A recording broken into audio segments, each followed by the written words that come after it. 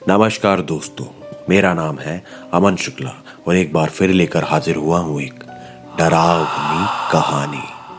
तो दोस्तों, कैसे हैं आप लोग? आई होप कि आपकी लाइफ में सब अच्छा ही चल रहा होगा।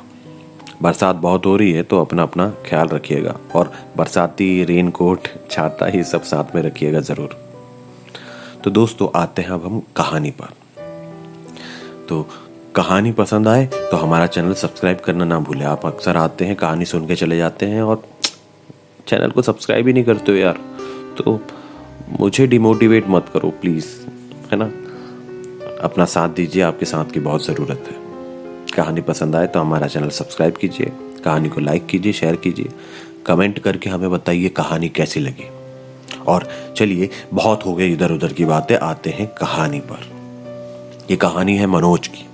मनोज 8वीं कक्षा का बालक है और इसके जो पिताजी हैं, इनका जूतों का बिजनेस है।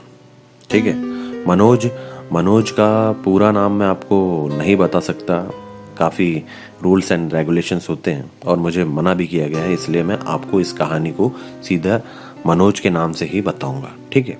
मनोज के माता पिता, मम्मी जी उनकी गृहिणी हैं और पिताजी का जूतों का बिजनेस है।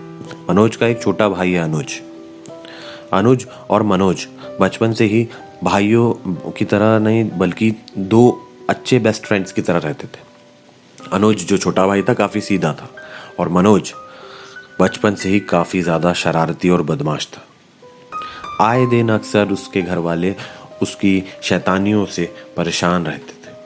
कभी वो स्कूल में कोई शैतानी करे, कभी आस पड़ोस मोहल्ले में करे, है ना। तो काफ़ी ट्रबल में डाल के रखा था मनोज ने अपनी फैमिली को, और मनोज की शैतानियों की वजह से कई बार अनुज को भी उसकी शैतानियों का खामियाजा भुगतना पड़ता था। तो क्या होता है कि अब मनोज 8वीं क्लास पास कर चुका है। हाँ।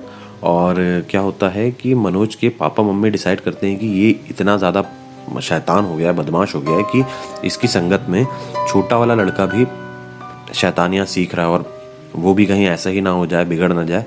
तो घर वाले, मतलब मनोज के पापा और मम्मी दोनों डिसाइड करते हैं कि एक काम करते हैं, मनोज को 9th क्लास से 12th तक के लिए हम बोर्डिंग स्कूल में एडमिशन इसका करवा देते हैं, ताकि इसकी लाइफ में भी कुछ सुधार आए और छोटे वाला जो बेटा है, छोटा बेटा अनुज, उसकी लाइफ भी सही ट्रैक पर चलती रहे। भैया, क्या होता है कि मनोज के माता पिता मनोज को बोलते हैं कि अब तुम्हारी 8वीं क्लास तुमने पास कर ली है, तो चलो इस बार छुट्टियों में हम तुम्हें शिमला ले चलते हैं घूमने, है ना। मनोज भी काफ़ी खुश रहता है, अनुज भी। अब मनोज और अनुज दोनों प्लान करते हैं कि शिमला में कहाँ कहाँ कैसा कैसा घूमेंगे। बहुत कुछ सुन रखा था इन लोगों ने शिमला के बारे में। और आजकल के बच्चे हैं वैसे भी, इनके पास, इन्हें मोबाइल चलाना ज़्यादा अच्छे से आता है, तो ये काफ़ी कुछ देख चुके हैं शिमला के बारे में और सुन चुके हैं। मनोज की ना एक और क्वालिटी, अब इसे क्वालिटी कहें या बुरी आदत, कि वो ना लोगों को अक्सर ना डरा दिया करता था। डराना इन द सेंस, वो हॉरर मूवीज़, सीरियल्स में बहुत ज़्यादा उसको अट्रैक्शन होता था इन चीज़ों से। तो वो क्या करता था, कई बार मोहल्ले में, आस पड़ोस में, कभी कहीं किसी के घर के सामने नींबू रख देना, कभी नींबू मिर्ची, मतलब इस टाइप का, ताकि लोग डरे। और ये 8वीं क्लास का बच्चा है, लेकिन देखिए इसकी हरकतें कितनी खतरनाक होती जा रही है। कहीं ये अपनी तरफ किसी को बुलावा न दे दे। बस ये सब हरकतें इसके माता पिता भी अच्छे से जानते थे। कई बार ना मनोज अपने छोटे भाई अनुज को भी डराया करता था कि मतलब अजीब अजीब से हरकतें, कभी आवाज़ बदल के बात करना, कभी मतलब, और कभी ऐसा बोल देगा कि रात में जैसे उठ के जाके अपने भाई को डरा देगा नींद से, मतलब उसका कंबल खींच लेगा और हंसेगा। अलग ही, मतलब इसका अलग ही चल रहा है मनोज का अपनी लाइफ में। इन सब चीज़ों से परेशान होकर ही माता पिता सोचते हैं कि इसे अब बोर्डिंग में डाल देना चाहिए, ये हमसे नहीं सुधरने वाला। अब भैया ये सब तय करते हैं और निकल पड़ते हैं शिमला की तरफ। शिमला में ये काफ़ी अच्छे से घूमते फिरते हैं और मनोज को दिखाया जाता है एक बोर्डिंग स्कूल। मनोज इस बात से बिल्कुल अनजान रहता है कि ये हो क्या रहा है, मतलब हम लोग इस स्कूल में क्यों घूमने आए। तभी उसे पता चलता है कि उसका दाखिला, उसका एडमिशन इस बोर्डिंग स्कूल में कर दिया गया है। मनोज अपने माता पिता पे गुस्सा करे, चिल्लाए, चीखे, रोए, इससे पहले ही मनोज के माता पिता उसे बोर्डिंग स्कूल के हवाले करके वहाँ से अपने छोटे बेटे अनुज को लेकर निकल जाते हैं। मनोज को जब ये बात पता चलती है तो वो बहुत दुखी होता है, बहुत रोता है, घंटों रोता रहता है और धीरे धीरे संभालता है अपने आप को। और अब उसकी एक लाइफ की एक नई जर्नी चालू होती है इस बोर्डिंग स्कूल में। चलिए, तो ये बोर्डिंग स्कूल की बात ऐसी थी कि यहाँ का जो वार्डन थे ना, वो बहुत ही ज़्यादा बच्चों के लिए स्ट्रिक्ट हुआ करते थे और अक्सर ना इन्हें 3rd फ्लोर में जाने को मना ही रहती थी। 3rd फ्लोर का दरवाज़ा बंद रहता था। तो क्या होता था कि बच्चे लोगों को हमेशा बोलते थे कि वहाँ पे नहीं जाना है, घूमते फिरते भी। तो मनोज की आदत तो जैसा मैंने आपको बताया, बदमाश शैतान बच्चा है, तो इसे ना वो काम करने में बड़ा मज़ा आता था जो काम आपको करने के लिए मना किया गया हो। इसके 2 दोस्त बन गए थे वहाँ पे, अनिल और अभिषेक। ये क्या करता है, जब इनके यहाँ क्या होता है, जैसे कभी आपको स्कूल जाने का मन ना हो, सोने का मन करे, क्लास अटेंड करने का मन ना हो, तो क्या करते थे कि बच्चे लोग ना सोने का, तबीयत खराब होने का नाटक करते थे। इनके वार्डन, जैसा मैंने बताया, बहुत ज़्यादा स्ट्रिक्ट थे। तो वार्डन क्या करते थे, वार्डन जो कि मेडिकल लाइन का भी अच्छा खासा इन्हें ज्ञान रहता है, नॉलेज रहता है, तो ये ना अक्सर ना बच्चों को बहाने, उनके नाटक समझ जाते थे और उन्हें डांट कर उठाते थे और तैयार होकर स्कूल भिजवा देते थे। अब क्या होता है कि एक दिन मनोज, अभिषेक और अनिल ना क्या करते हैं, अनिल और अभिषेक अभी इसके दोस्त बन गए हैं बोर्डिंग स्कूल में, है ना। तो ये क्या करते हैं, मनोज बोलता है कि यार स्कूल जाने का तो आज मन है नहीं और कल संडे पड़ जाएगा, सैटरडे की बात है, तो कल संडे पड़ जाएगा, तो जैसे अगर अपन आज की छुट्टी मार लें तो हमें कल का भी ऑफ मिल जाएगा।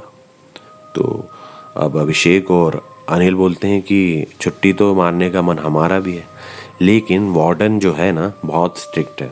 अगर ना उसे हम अपने इस हॉस्टल में, बोर्डिंग स्कूल में दिख गए ना, तो वो हमें पहले तो बहुत डांट लगाएगा और उसके बाद ज़बरदस्ती भिजवा देगा। तो मनोज क्या करता है, मनोज बोलता है कि यार अपने को 3rd फ्लोर में जाने को तो मना ही है, ये 9th क्लास में पहुंच गए हैं ना। तो मनोज बोलता है अभिषेक और अनिल से कि क्यों ना एक काम किया जाए, 3rd फ्लोर पे वैसे भी कोई जाता तो है नहीं, सबको जाने की मनाही है, तो अपन चलते हैं 3rd फ्लोर और वहीं पे बैठे रहेंगे 1-2 घंटा, और जैसे ही सब माहौल सही दिखेगा अपन अपने रूम पर आ जाएंगे। तो अनिल और अभिषेक बोलते हैं कि यार इसमें रिस्क है। क्यों? क्योंकि अगर गलती से भी वार्डन ने 3rd फ्लोर का एक राउंड लगा दिया तो भाई साहब सीधे बात घर तक जाएगी, और जाहिर सी बात है इन बच्चों को के लिए कि घर पर कंप्लेंट जाना बहुत बड़ा वाला कांड कर दिया हो, है ना, हो जाएगा। तो मनोज बोलता है कि एक काम करते हैं, 3rd फ्लोर का दरवाजे में जो लॉक लगा उसको तोड़ देते हैं और वहीं अंदर बैठे रहेंगे दिन भर, और जो भी अपने को गेम वेम लगेगा अपन वहीं पे शांति से बैठ के खेलते रहेंगे। अब अनिल और अभिषेक बोलते हैं कि यार वहाँ पे कुछ डरावना ना हो। तो मनोज के माइंड में ये बात ना क्लिक कर जाती कि डरावना ना हो, वहाँ पे कोई भूत वूत है क्या। तो अनिल और अभिषेक बोलते कि यार ऐसा तो हमने सुना है, हमें पक्का तो नहीं पता, लेकिन हमें इतना पता है कि वहाँ पे ना किसी टीचर की आत्मा, ऐसा हमारे सीनियर्स ने बताया कि कोई टीचर ने वहाँ पे सुसाइड कर ली थी। अब ये बात सुन के तो मनोज के दिमाग में नए नए आइडियाज़ आने लग जाते हैं। मनोज, जैसा कि मैंने बताया था कि ये बहुत ही ज़्यादा शैतान बच्चा था, तो ये क्या कहता है कि अरे यार ऐसा कुछ नहीं होता, एक काम करते हैं वहाँ चलेंगे, और वैसे भी ये सीनियर्स लोग ना अपन लोगों को डराने के लिए ये सब कहानियाँ बताते हैं। तो मनोज जैसे तैसे करके अनिल और अभिषेक को कन्वेंस कर लेता है 3rd फ्लोर का लॉक तोड़ के, जहाँ जो ताला है उसको तोड़ के वहाँ अंदर जाने के लिए। अब ये लोग जाते हैं और दरवाज़ा एक रॉड की मदद से तोड़ देते हैं और अंदर चले जाते हैं और दरवाज़ा अंदर से लगा देते हैं ताकि किसी को दरवाज़ा खुला देखकर शक ना हो। अब जैसे ये लोग अंदर जाते हैं ना, इन्हें बहुत ही ज़्यादा ठंड का एहसास होता है। अब जाहिर सी बात है अनिल और अभिषेक बोलते कि भाई यहाँ ज़्यादा ठंड नहीं है। तो मनोज कहता है कि यार शिमला है, यहाँ पे ठंड नहीं होगी तो कहाँ होगी, राजस्थान में। अब भाई अनिल और अभिषेक भी बोलते बात तो इसकी सही है, हो सकता है कि भाई खिड़की विड़की से हवाएं आती हैं तो यहाँ पे ज़्यादा ठंडक हो। अब चलिए ये लोग वहाँ पे काफ़ी समय रुकने की कोशिश कर मतलब प्लान करते कि हम दिन भर रहेंगे, लेकिन ये 2 घंटे 3 घंटे से ज़्यादा वहाँ रुक नहीं पाते, क्योंकि अनिल और अभिषेक को वहाँ पे काफ़ी अजीब सा महसूस होता है। उन्हें वो बार बार पलट के देखते हैं इधर उधर, उन्हें ऐसा लगता है कि कोई उनके आसपास से गुजर रहा है लगातार, पर मनोज को ऐसा कुछ भी फील नहीं होता, महसूस नहीं होता। अब क्योंकि दिन भर रुकने की प्लानिंग की थी और अनिल और अभिषेक जवाब दे चुके थे कि भैया अब यहाँ 2 घंटे हो गए हैं भाई, इससे ज़्यादा यहाँ रुक नहीं सकते, छत पे चले लगे तो हम वार्डन से मार खाने को भी तैयार है, लेकिन अब यहाँ से निकलते हैं क्योंकि यहाँ बहुत ही अजीब सी वाइब्स आ रही है। मनोज बोलते हैं कि यार तुम लोग 9th क्लास में पहुँच गए और इतना डरते हो। तो अनिल और अभिषेक बोलते हैं कि भाई हमें ये बात बोलने में कोई भी शर्म महसूस नहीं हो रही कि हम डर रहे हैं, क्योंकि हमने इस फ्लोर के बारे में काफ़ी कुछ सुन रखा है।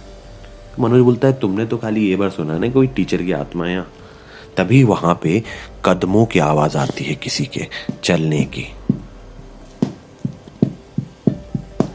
है ना, इस टाइप की। तो मनोज, अभिषेक और अनिल तीनों के तीनों बात करते करते एकदम से शांत हो जाते हैं। उन्हें ऐसा लगता है कि वार्डन ऊपर की तरफ आ रहा है, लेकिन थोड़ी देर बाद फिर से वही कदमों की आवाज आती है और अनिल और अभिषेक को समझ में आता है कि ये आवाज कहीं और से नहीं बल्कि इसी 3rd फ्लोर के इसी रूम से आ रही है जिसमें हम लोग बैठे हैं। अब भैया ये लोग डर जाते हैं और तुरंत गेट खोल के बाहर भागने की कोशिश करते हैं। तभी मनोज इनका हाथ पकड़ता है, बोलता है कि धीरे धीरे चलो, अगर वार्डन ने देख लिया तो अपनी पक्के में बैंड बज जाएगी। अनिल और अभिषेक दोनों शांत होते हैं, ये बहुत ही हिसाब से इस 3rd फ्लोर का गेट बंद करते हैं और नीचे जाके अपने अपने जो रूम से होते हैं ना, अपने रूम में तीनों एक ही रूम में घुस जाते हैं और वहीं पे दिन भर रहते हैं। चलो ये बात तो हो गया, मामला ख़त्म। शाम को स्कूल की छुट्टी हो जाती है, सारे बच्चे वापस आ जाते हैं। और जब मनोज के, अनिल के और अभिषेक के जो रूम पार्टनर्स होते हैं, जो भी इनके साथ में रहते हैं बच्चे, वो इनसे पूछते हैं कि तुम लोग आज स्कूल क्यों नहीं आए थे। तो अनिल, अभिषेक और मनोज तीनों यही बात बताते कि हम तो स्कूल आए थे, पर अचानक मनोज के पापा मम्मी उससे मिलने आ गए, इसलिए मनोज के बहाने हम लोगों ने भी छुट्टी मार ली। तो प्लीज़ तुम ज़्यादा लोगों को ये सब मत बताना, क्योंकि मनोज बहुत डिप्रेस था, उसके पापा मम्मी उसे बगैर मिले चले गए थे, इसलिए उससे मिलने आए थे और हम लोग उसी का साथ देने के लिए उसके साथ थे।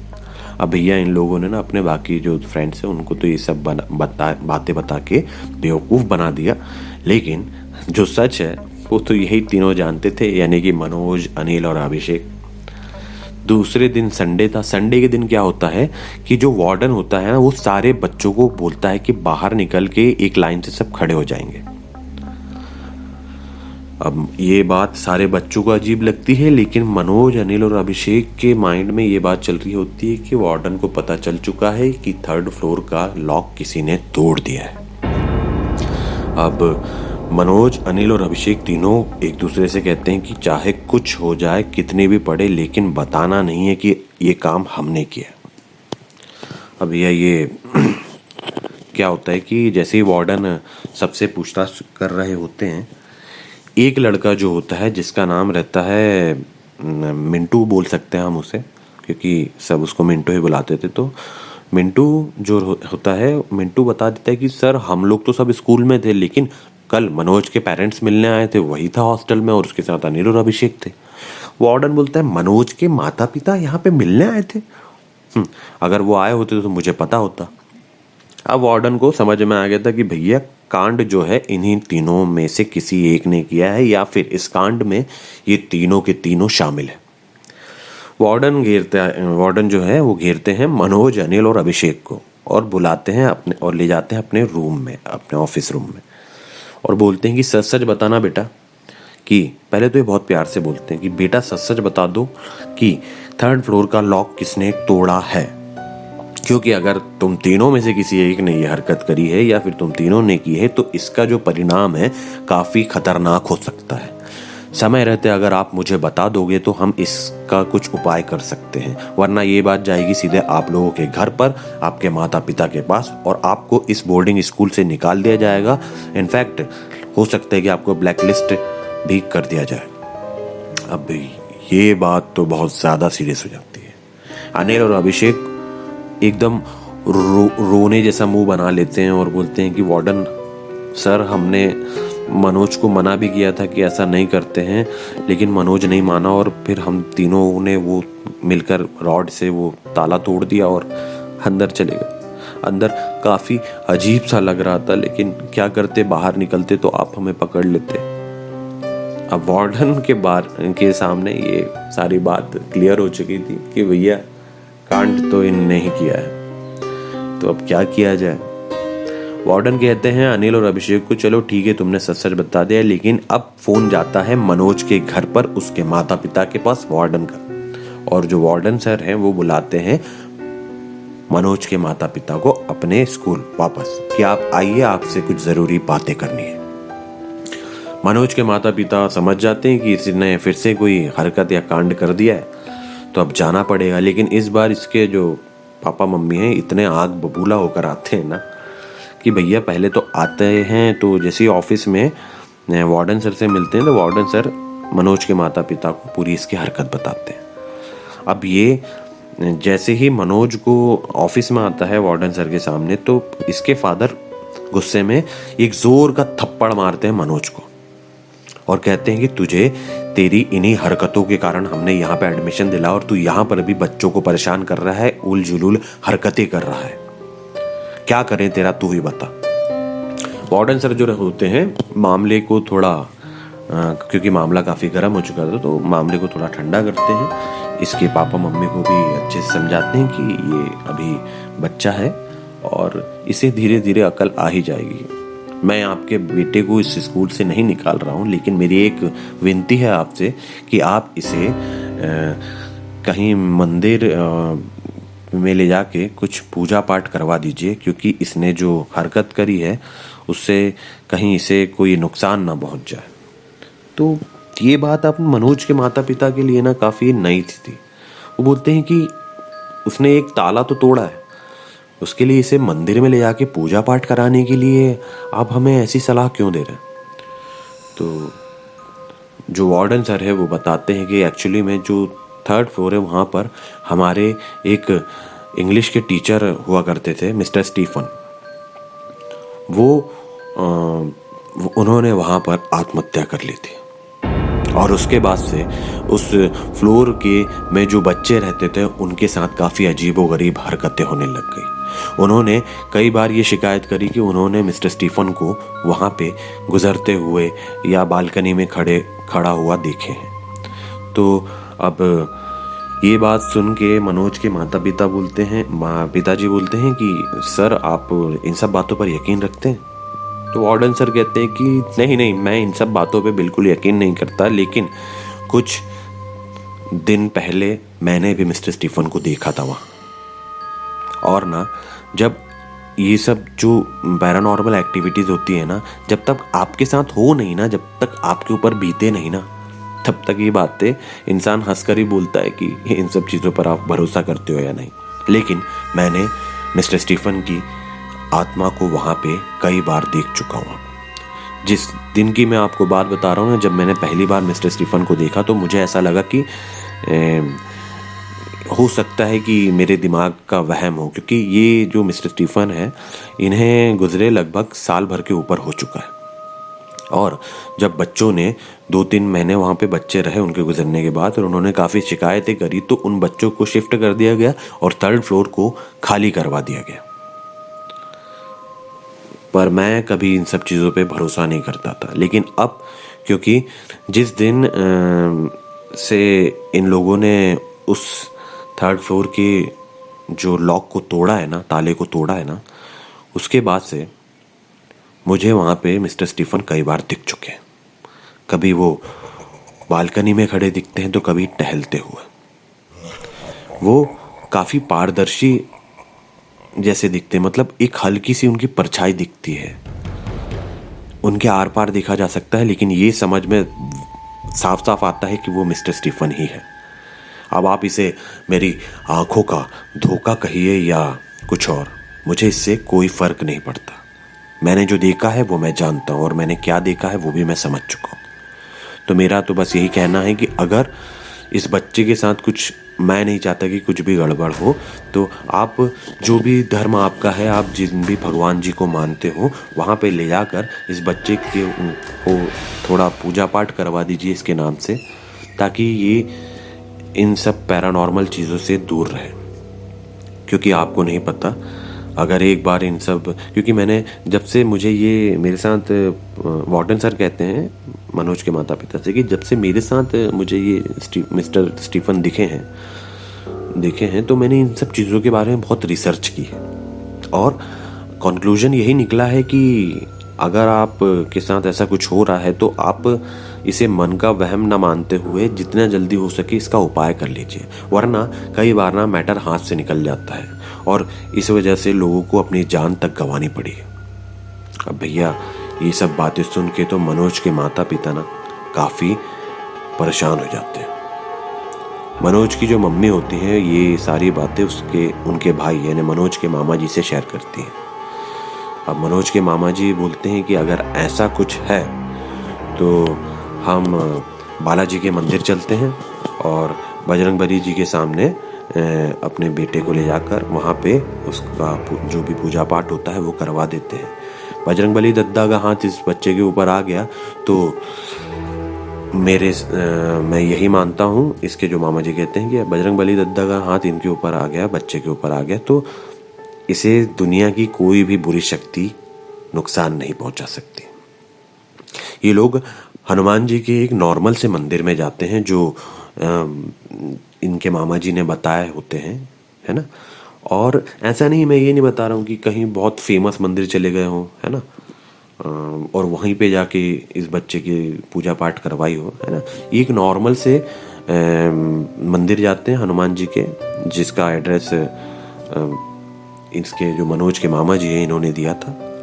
और मनोज की मम्मी को और उनके पापा को ऐसा लगता है कि कोई बड़ा भारी मंदिर होगा, बहुत बड़ा। तो ये लोग जब पहुंचते हैं ना वहाँ पे तो बोलते हैं कि यार हमें तो ऐसा लगा था कि बहुत बड़ा मंदिर होगा। तो वहाँ के जो पंडित जी है वो बोलते हैं कि मंदिर बड़ा हो चाहे छोटा हो, आपकी जो श्रद्धा है, आपका विश्वास है ना, वही काम करता है। भगवान आपके साथ होते हैं, लेकिन अगर आप उनके प्रति श्रद्धा और अपना विश्वास नहीं दिखाओगे तो वो आपका साथ कैसे दे पाएंगे। हालांकि भगवान आपके साथ हमेशा होते हैं, आप चाहे नास्तिक ही क्यों ना हो, है ना। तो पंडित जी की ये सब बातें सुन के मनोज के माता पिता बोलते हैं, पंडित जी ऐसी ऐसी बात है, लड़का बहुत बदमाश है और इसे हम बोर्डिंग स्कूल में डाल कर आए थे, पर इसने वहाँ पर भी ऐसा ऐसा कांड कर दिया है। और वहाँ के वार्डन सर ने हमें यही कहा कि आप जो भी अपने भगवान जी को मानते हो तो इस बच्चे के नाम से पूजा पाठ करवा दीजिए और कुछ उपाय कर लीजिए, क्योंकि उनके साथ भी काफ़ी ऐसा कुछ पैरानॉर्मल हो चुका है जिस वजह से हम लोग यहाँ पर आए हैं।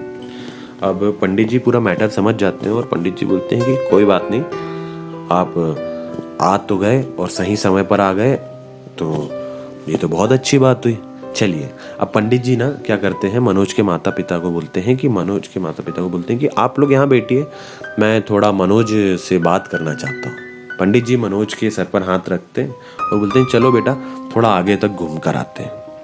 पंडित जी मनोज से बातें करते हैं, पूछते हैं कि बेटा क्यों करते हो बदमाशी, ऐसा क्यों करते हो, वैसा क्यों करते हो। तो मनोज बोलता है कि मैं जानबूझ के तो नहीं करता, पर पता नहीं क्यों जब तक मैं कुछ ऐसा मतलब बदमाशी करूँ ना तो मुझे बिल्कुल अच्छा नहीं लगता है। ऐसा लगता है कि मेरी लाइफ बिल्कुल ख़राब हो गई है, मेरे माता पिता ने भी मेरा साथ छोड़ दिया। ये सब बातें मनोज बताता है पंडित जी को। ये 9th क्लास का बच्चा, माता पिता ने इसका साथ छोड़ दिया। अरे इसका करियर बनाने के लिए इसे वहाँ पे छोड़े थे। और ये इंसान ना इंसान की जो परिस्थितियाँ होती है ना वो उसी की पैदा की हुई होती है। तो मनोज को पंडित जी ये समझाते हैं कि बेटा तुम जैसा कर्म करोगे तुम्हें वैसा ही फल मिलेगा। अगर तुम अच्छे कर्म करोगे तो भगवान उसका 10 गुना तुम्हें देंगे। बुरे कर्म करोगे तो भगवान उसका 10 गुना तुम्हें भुगतना पड़ेगा। और काफ़ी सारी बातें पंडित जी मनोज से करते हैं और मनोज को फिर बताते हैं बजरंग बली के बारे में। बजरंग बली जी के बारे में काफ़ी बातें करते हैं और आते हैं और बोलते हैं कि मनोज, तो मनोज कहता है कि मुझे हनुमान जी की पूजा करनी है। तो पंडित जी खुश होते हैं कि चलो बच्चा अपने मन से कह रहा है। अब मनोज को पंडित जी लेकर आते हैं मंदिर। मनोज के माता पिता भी मंदिर में ही है ना। और क्या करते हैं कि मनोज के माता पिता बोलते हैं कि चलिए पंडित जी पूजा करें। तो पंडित जी कहते हैं कि हाँ जी पूजा तो करेंगे, लेकिन पूजा मैं नहीं करवाऊंगा। तो मनोज के माता पिता सरप्राइज हो जाते हैं, बोले पूजा आप नहीं करवाएंगे तो कौन करवाएगा। बोले आज ना हनुमान जी की, बजरंगबली दद्दा की पूजा करेगा आपका बेटा मनोज। भैया ये बात सुन के तो इसके माता पिता एकदम शॉक्ड हो जाते हैं। बोले ये इसने आज तक जय श्री राम नहीं बोला, ये हनुमान चालीसा पढ़ेगा, पूजा पाठ करेगा, क्या बात कर रहे पंडित जी। तभी ये लोग देखते हैं कि मनोज हनुमान जी के सामने बैठकर हनुमान चालीसा किताब में देखकर पढ़ रहा है। धीरे धीरे टूटी फूटी संस्कृत में पढ़ रहा है, पढ़ने की कोशिश कर रहा है। और धीरे धीरे धीरे धीरे मनोज काफ़ी अच्छे से संस्कृत पढ़ते हुए हनुमान चालीसा का जो पाठ है अच्छे से करता है। इधर मंदिर में पंडित जी और मनोज के माता पिता भी उसके साथ में वहीं उसके पीछे बैठे होते हैं। और मनोज के माता पिता बस पूजा मतलब हनुमान जी के सामने बैठ के यही सोच रहे होते हैं कि ऐसा क्या मतलब बात हुई पंडित जी से कि मनोज, जिसे हम बोलते बोलते थक गए कि बेटा पूजा पाठ किया कर, भगवान में श्रद्धा रखा कर, तो इन सब शैतानियों से दूर रहा कर, पर आज मनोज खुद ही हनुमान चालीसा का पाठ कर रहा था। इसके माता पिता हाथ जोड़कर हनुमान जी से कहते हैं कि बजरंगबली, हमारे लड़के का भविष्य अब आप ही के हाथ में है। आप हमारे लड़के को सही और सच्ची राह दिखाना। ये सब होता है। मनोज बहुत अच्छे से हनुमान चालीसा का पाठ करता है, हनुमान जी के पैर पड़ता है और वहाँ से सब जो प्रसाद वितरण होता है वो सब होकर मनोज पंडित जी, हनुमान जी के और पंडित जी के पैर पड़ता है और अपने माता पिता के पैर पड़ता है। और वहाँ से मनोज के माता पिता और मनोज तीनों पहुँच जाते हैं अपने घर। अब मनोज के पापा मम्मी कहते हैं कि बेटा तुम्हारा अगर मन नहीं हो बोर्डिंग्स में पढ़ने का तो कोई बात नहीं, तुम यहीं रह सकते हो घर पर, यहीं से अपना पढ़ाई कर सकते हो। मनोज हाँ हूँ करता है और अपने रूम पे चले जाता है। रात में भी वो जब खाना वाना खाता है ना, खाना खाने के बाद ज़्यादा कुछ बात नहीं करता है, चुपचाप अपने रूम पे जाके सो जाता है। ये बात देखकर मनोज, मतलब उसकी लाइफ में ये इतना बड़ा चेंज देखकर ना मनोज के माता पिता खुद हैरान रह गए कि ये हो क्या रहा है। अब दूसरे दिन ना जब इसके माता पिता उठते हैं तो देखते हैं कि मनोज सुबह सुबह उठ के नहा धो के हनुमान जी की पूजा कर रहा है। मनोज की मम्मी जैसे ही ये देखती है वो बुलाती है मनोज के पिताजी को, और मनोज के पिताजी और मनोज की मम्मी जी देखते हैं कि उनका बेटा कितनी शांति से, कितनी श्रद्धा और लगन से हनुमान जी की पूजा पाठ में लगा हुआ है। ये देखकर माता पिता की आंखों में आंसू आ जाते हैं और वो काफी खुश होते हैं। जैसे मनोज का पूजा पाठ होता है उसके बाद ये मनोज को अपने गले से लगा लेते हैं और मनोज कहता है कि पिताजी अब मुझे ना आप मेरे स्कूल छोड़ दीजिए, क्योंकि अब मेरे स्कूल में मैं काफ़ी पिछड़ जाऊंगा नहीं तो। और ये बात सुन के इसके माता पिता खुश होते हैं। अब इसके माता पिता का मन नहीं है इसे बोर्डिंग्स में छोड़ने का, लेकिन मनोज खुद चाहता है कि नहीं, मुझे बोर्डिंग जाना और अपने जो स्टार्ट किया है उसे ख़त्म करना, अपनी पढ़ाई को। मनोज के माता पिता उसे बोर्डिंग स्कूल में छोड़ते हैं और उस साल मनोज काफ़ी अच्छे अंकों से 9th क्लास पास करता है।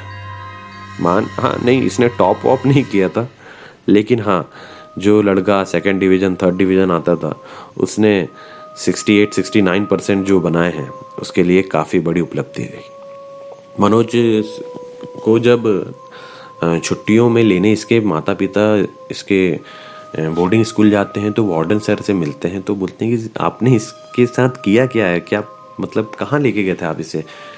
तो मनोज के माता पिता बोलते नहीं, हम इसे कहीं कहीं नहीं लेके गए थे, बस मंदिर ले आके नॉर्मली पूजा करवा दी थी। तो वार्डन सर बोलते हैं कि कौन से मंदिर, मतलब ऐसा कौन सा प्रसिद्ध मंदिर आप लेके चले गए जहाँ पे इस लड़के की बिल्कुल लाइफ ही चेंज हो गई। तो मनोज के माता पिता नहीं, ऐसा कोई प्रसिद्ध मंदिर नहीं, हमने अपने हमारे ससुराल में एक मंदिर है, छोटा सा मंदिर है, बहुत प्यारा सा, तो वहीं पे चले गए थे। तो वार्डन सर बोलते हैं कि आपका लड़का अब लाइफ में बहुत कुछ करेगा, ये देखना, इस बोर्डिंग स्कूल का बहुत ब्रिलियंट स्टूडेंट बनेगा, क्योंकि इसका लाइफस्टाइल टोटल वहाँ से आके चेंज हो चुका है। ये सुबह सुबह उठ के अपना पूजा पाठ में ध्यान लगाता है, एक्सरसाइज करता है, पढ़ाई करता है उल्टा, और इसके साथ में काफ़ी ऐसे लड़के ऐसे आ चुके हैं जिनका मन इसके साथ में रह रह के धार्मिक प्रवृत्ति का हो गया। मतलब सब एक हनुमान जी की सेना खड़ी हो चुकी है जब से मनोज आया यहाँ पे। हमारे स्कूल के अधिकतर बच्चे अब रोज सुबह उठ के हनुमान जी की पूजा पाठ करते हैं और अपनी सारी रूटीन को एक एकदम बड़े स्टूडेंट, मतलब एक जिम्मेदार इंसान की तरह पूरा करते हैं। और अब जो कि मनोज है वो 11th क्लास में, और काफ़ी अच्छे से इसका जो लाइफ रूटीन चल रहा है, और इसके माँ बाप बहुत ज़्यादा खुश हैं।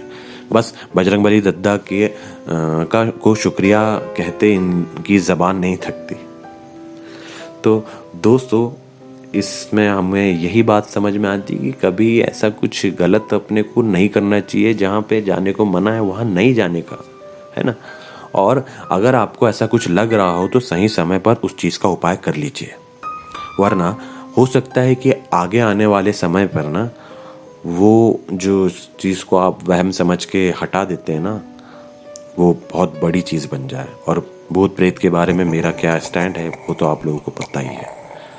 इन शक्तियों से दूर रहिए, इनका सम्मान कीजिए, अपने माता पिता का सम्मान कीजिए, है ना।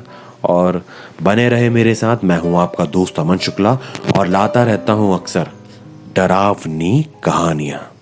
आप लोग ये सोच रहे होंगे ना कि इस कहानी में कुछ डर वर नहीं लगा, लेकिन हाँ, किसी के जीवन को एक नई राह मिल गई। मेरा तो बस यही कहना है कि जहाँ रहें खुश रहें, और पैरानॉर्मल चीज़ों को ट्राई करने वाला काम ना करे तो ही अच्छा है। और अपने बच्चों पर ध्यान दीजिए कि वो क्या कर रहे हैं, ठीक है। कई बार ना हम उन्हें गैजेट्स के सहारे छोड़ देते हैं, मोबाइल है, गेम वेम खेल रहे हैं, तो ऐसा नहीं करने का, उन पे ध्यान देने का, ठीक है। तो चलिए अब मिलते हैं हम अपने अगली कहानी पर। तब तक बने रहे मेरे साथ। मैं हूँ आपका दोस्त अमन शुक्ला और लाता रहता हूँ डरावनी कहानियाँ। धन्यवाद।